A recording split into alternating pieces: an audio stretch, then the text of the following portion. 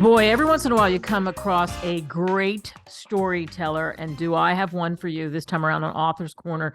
His name is George Van Sise, and he's written wonderful tales from the land of seven kingdoms and more wonderful tales, and he is a great storyteller. He started writing when he was 7. We had a great off-air conversation. He was telling me about that.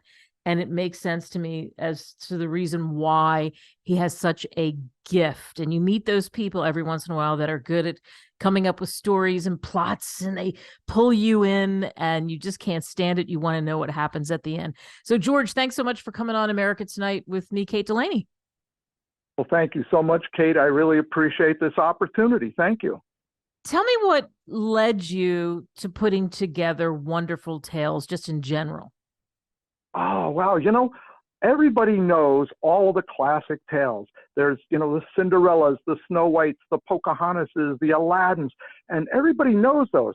But they've been redone over and over and over. And all I wanted to do was just write new tales. And so for my children, originally in the middle 80s, I started these wonderful tales from the land of the seven kingdoms. It's a make-believe world of Xanarth, the continent of Momorai, but it's all similar but different. There's so many things you say, well, that's familiar. I should know what that is. And so having all of these things, I've just taken and I've tried to draw from all kinds of ethnic origins, fairy tales. Everybody has their fairy tales and legends. And with the land of the seven kingdoms, I just tried to draw upon all of those and create these new tales that I hope will be accepted by many. And I think they will be accepted by many, and they already have been. I'm certain of that. But when we dive into your book, let's set it up because, you got a series of tales here, starting with I think one that was pretty intriguing to me, and I don't know if it's because of my background, because of the way my upbringing was, but the Wolf Queen. And I love how you set it up. It's just like the incident, and you go right into it.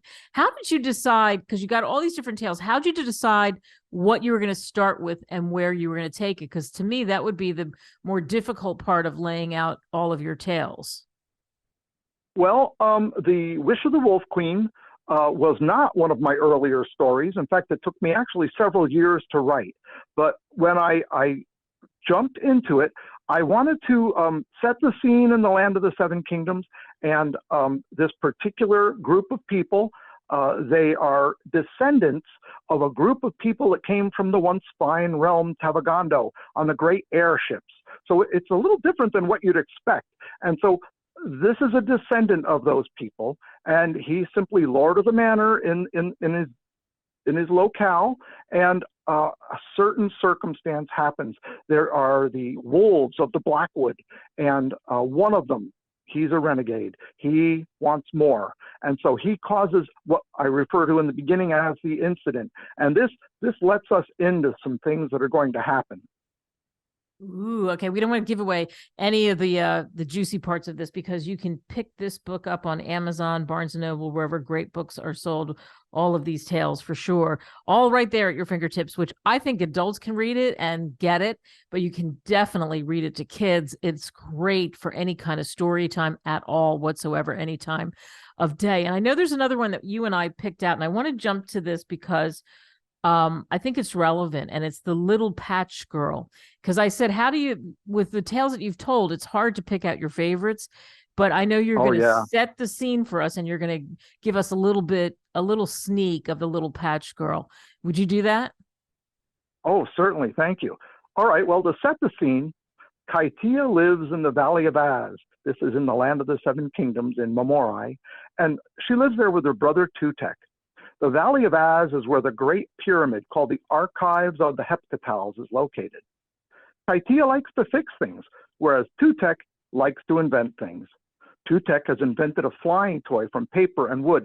He calls it kite. We would call it a kite. A stranger comes to the village.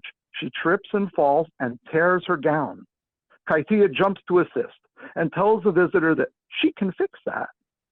After Kaitia repairs the gown, the visitor gives her a gift in return, a green aver silk bag with Starlight, the silver needle, and the invisible thread of wonder within, saying, "We too may become the fabric of legends by the threads we weave today." Tutek's kite gets loose because of certain circumstances that happen and goes too high, causing a gigantic tear in the fabric of the sky. This is what follows. Then the queen added, "Someone must do something, or the blue of the sky will all pour out, leaving the entire world in darkness." She then turned and looked Kaitia straight in the eyes. What can I do? I'm so small," Kaitia asked, as her burnished face began to fill with tears. "Someone must patch the sky," Lindell stated. Suddenly, Kaitia understood as Lindell's words from earlier rang in her ears. "By the threads we weave today." And with that, she said the four most important words she would ever speak. She said, "I can fix that." Then she said it again, louder. "I can fix that." Lindell smiled as Kaitia said it one last time at the top of her voice so that even the wind paused to take notice. "I can fix that." The world seemed silent for just an instant as Kaitia decided upon a plan. "If I can get to the peak of the pyramid, I might be able to." The girl's words trailed off as she turned and bolted off, running as swiftly as she could. The green aver silk bag clutched in her left hand. Kaitia dashed past confused residents with gaping mouths, looking up into the damaged sky. Her long black hair whipped behind her as she ran ever faster, slicing through the air like a lightning snake, striking at its prey. Kaitia leaped over a wagon that had been abandoned by two children, running for the safety of their mother, and nearly fell face first. But at the last instant, she was able to regain her balance and pressed on to the center of Chimazal. No doubt, Kaitia was the fastest runner of all of the Heptatals.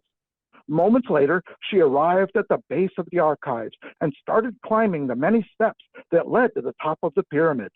Skipping every other one, the 10-year-old raced up the perfectly even steps.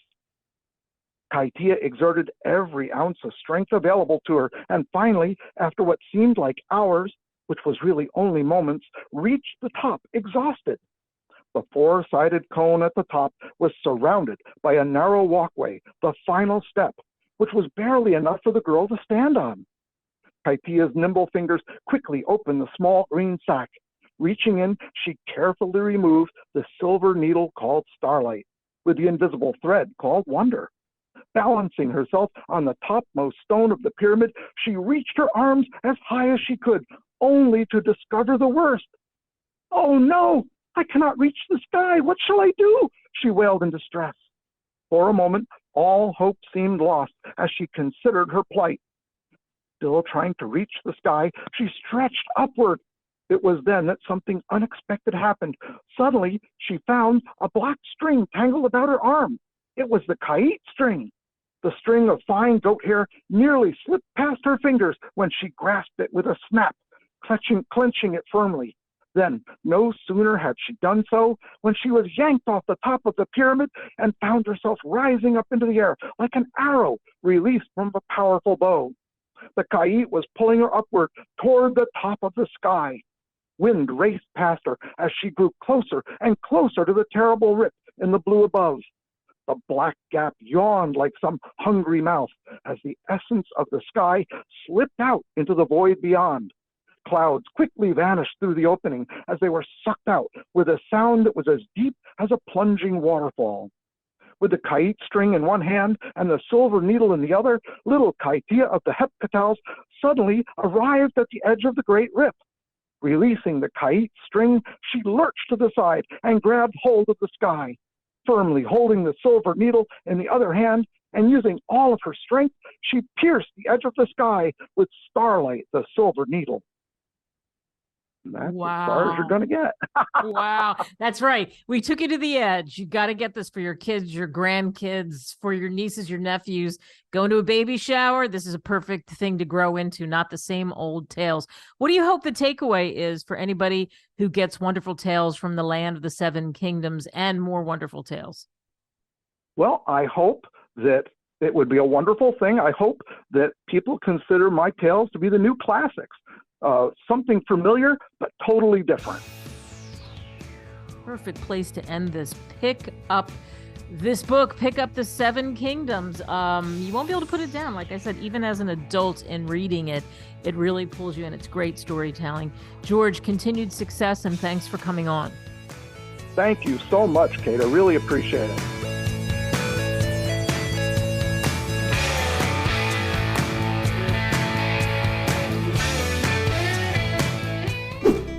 Visit www.greatwritersmedia.com. Email us at info@greatwritersmedia.com. Call us at 877-600-5469. Subscribe now.